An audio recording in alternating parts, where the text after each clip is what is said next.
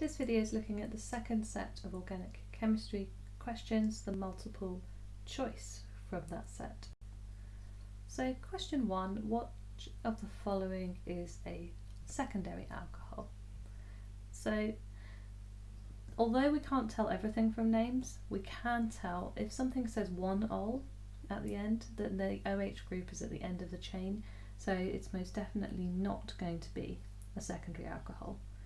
If it says 2-ol, we just need to make sure that just because it's on the second position, we need to check whether there are any other carbons attached. So if I was going to draw B, just very briefly, I don't need to put all the hydrogens in to work this out, but I would sketch it out that there are 4 carbons because it says butan. I'm going to stick a methyl group on the second carbon, and then it says butan 2-ol, so that is a tertiary, whereas if I just check for D, 4 carbons in a row, and this is 3-methyl butan 2-ol, so the methyl group and the OH group are on different carbons, which means that is a secondary, the key thing being that there is a hydrogen there that can be removed and oxidized.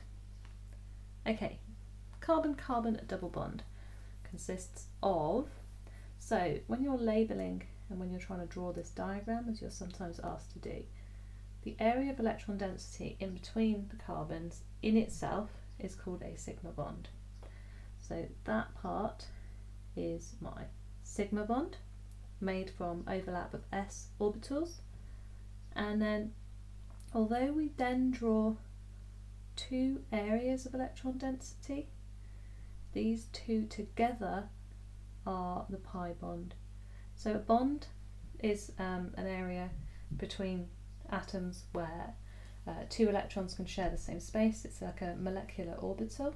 If you think of an orbital as being a region of space for 2 electrons. And so therefore if you're sharing 4 electrons, there are 2 bonds, 1 pi and 1 sigma, so it is D. Number 3, the name of the molecule shown opposite. Well, we've got various different names, so let's see if we can work on the name before we work on whether it's E or Z. So if I look at it, there are 4 carbons in a row, so that's definitely going to be bute and not methylpropene, and it's butene because the double bond starts on the second carbon, doesn't really matter which way I go along, so it's not D. So now I've just got to decide whether it's E or Z, and I can clearly see whether I either look at the 2 hydrogens or the 2 methyl groups, that they are across the double bond from each other and they're not on the same side. So we don't have the same groups on the same side, and so that would be the E form. Number 4, very similar. Which molecule is a Z geometric isomer? So for Z, we're going to be looking at, otherwise known as cis, same side, highest priority groups on the same side. So A is definitely not, that's what we've just looked at. B, definitely not, so bromine and chlorine would be the highest priority groups, and they are clearly opposite sides. Having a look at C, a little bit trickier. So if I look at the first carbon, bromine is the highest priority, but if I look at the second carbon, it's chlorine that's the highest priority, and that is because fluorine has a lower atomic mass.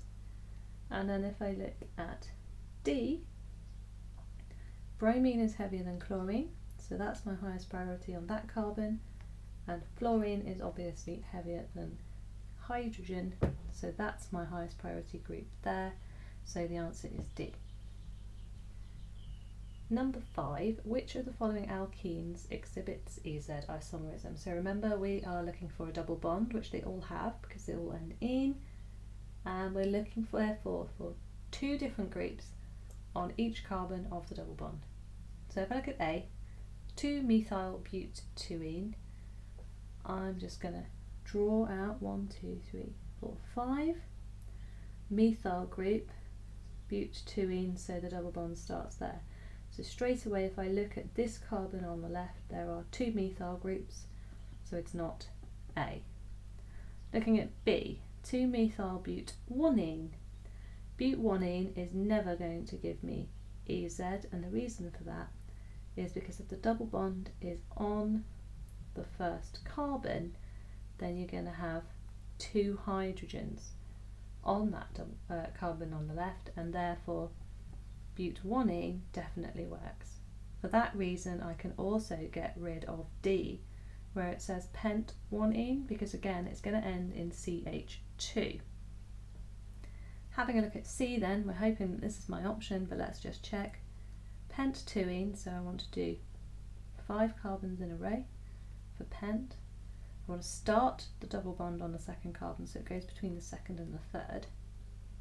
And then we're told that there's a methyl group on the third carbon, so that would be here. I'm just drawing it as a C rather than a CH3, you get the idea. So if I were to now look at this carbon here, it must have a hydrogen attached, because otherwise it doesn't have enough bonds. So I've got hydrogen, carbon, that's 2 different groups, and then on the other carbon I've got a carbon methyl group and then an ethyl group, so that's also 2 different groups. So yes, it is C. Number 6, when a secondary alcohol is refluxed, the product is, so secondary alcohol, we're looking at carbons either side, OH on the carbon in the middle. When we oxidise it, we're going to remove those 2 hydrogens, and so we're going to make a carbon-carbon double bond in the middle of a carbon chain, which is a ketone. Question 7, which of the following could be oxidised to produce a carboxylic acid? So A is a definite no-no, because A is just an alkane and we can't oxidise those at all.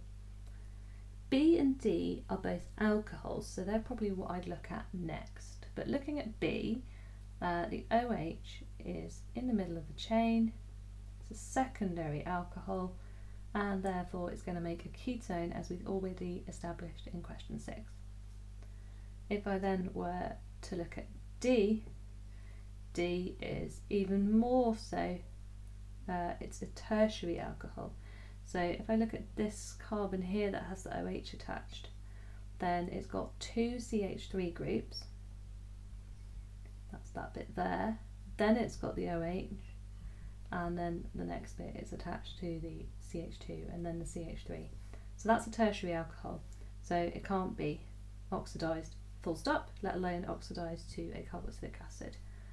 Whereas if I were to look at C, C is an aldehyde, and that's something that people often forget, that aldehydes can be further oxidised, but they're actually really easy to oxidise. So they've already gone to the point of losing the hydrogens from the alcohol to make the double bond, but they can add oxygen in to make a carboxylic acid. And then number 8, which of these molecules would you expect to have the lowest boiling point? So we're comparing the type of intermolecular force. Propan-1-ol and propanoic acid have both got hydrogen bonding, so they would have very strong intermolecular forces. Propanal does not have hydrogen bonding because it doesn't have an OH group, but it does have a dipole, permanent dipole, so it would be propene, would be, not only would it have the lowest intermolecular forces because it doesn't have a permanent dipole, it's a hydrocarbon, but also because it actually would be the lowest molecular mass and the least number of electrons because it doesn't have any oxygen atoms, so it's a fairly obvious one for the lowest boiling point. Number 9, a little bit of a calculation question just thrown in there. Not a particularly hard one unless you don't read it properly. So 1 mole of hexa-1,4-diene. I'm going to draw the skeletal formula. So 1, 2, 3, 4, 5, 6. 1 double bond starting at the first carbon, then we go 1, 2, 3. Second double bond is starting there. Doesn't actually matter where the double bonds are. The important thing is it's a diene.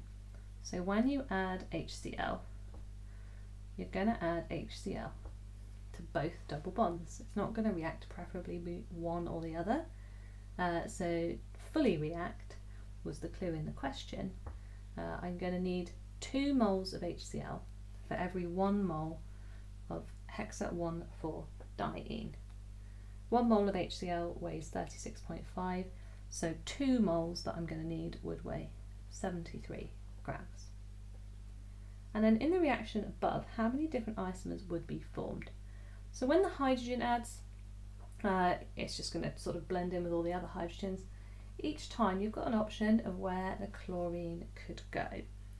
And so if I saturate this molecule, I've got an option of chlorine going on the 1 and the chlorine going on the 4.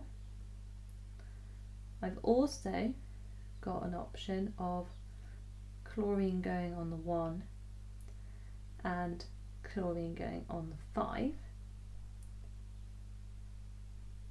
So what we're doing here is the fact that there are 2 positions on each bond where that can go.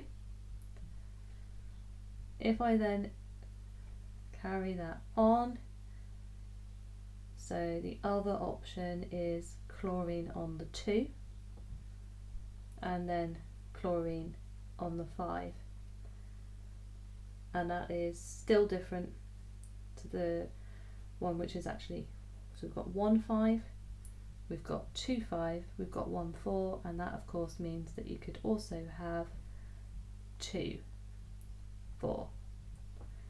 So because the double bond goes between the 1 and the 2 and the 4 and the 5, that means my options are 1,4, 1,5, 2,4 and 2,5.